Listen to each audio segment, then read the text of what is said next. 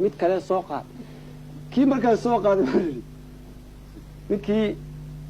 carbeede af carbeedka ka yaqiin ingiriisiga wuxuu ka yaqiinay fish dabeedna wuxuu yimid britain buu yimi hudheel buu ku soo degay hudheelka ereygaa fish buu ka yaqaanaa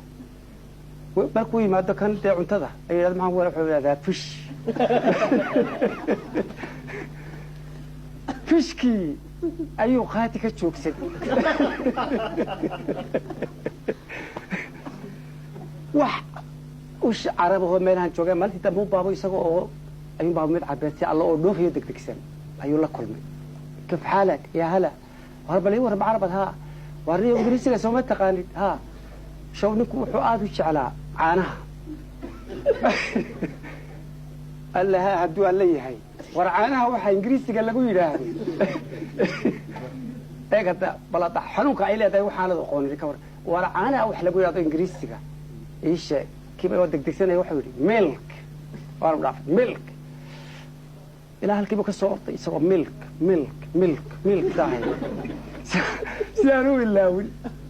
dabeetana wuxuu soo fadhiistay miiskii kiina waa u yimi kuya maxaan kuu keenaa markaasuu yidhi milk dacaawa waa nin kimin baa ku yidhi hotel col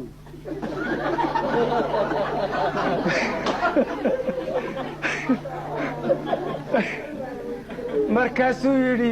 inaa lilaahi wa inaa ilayhi raajicuun fish